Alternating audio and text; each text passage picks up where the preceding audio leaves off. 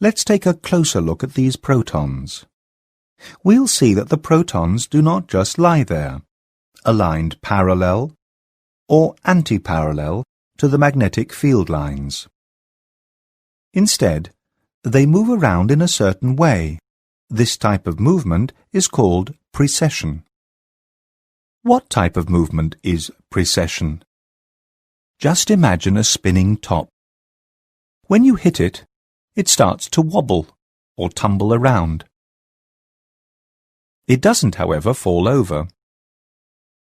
During the precession, the axis of the spinning top circles, forming a cone shape.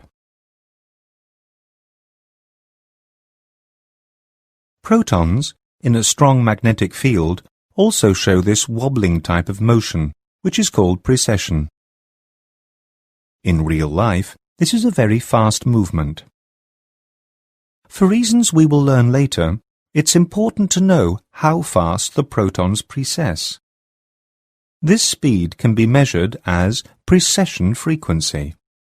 That is, how many times the protons precess per second.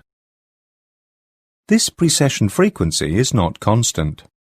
It depends upon the strength of the magnetic field in which the protons are placed.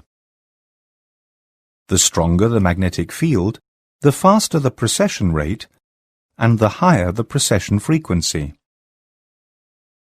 This is like a violin string. The stronger the force exerted upon the string, the higher its frequency. It is possible and necessary to precisely calculate this frequency. This is done by using an equation called the Larmor equation. Omega 0 equals gamma B0. Omega 0 is the precession frequency in hertz or megahertz.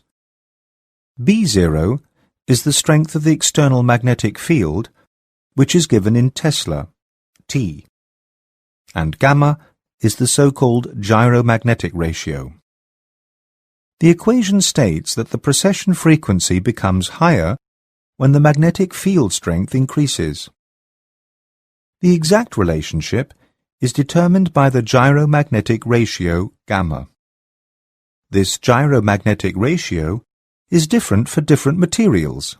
For example, the value for protons is 42.5 MHz per Tesla. It can be compared to an exchange rate, which is different for different currencies. It's now time to take a break. However, let us briefly review what we have learned up to now.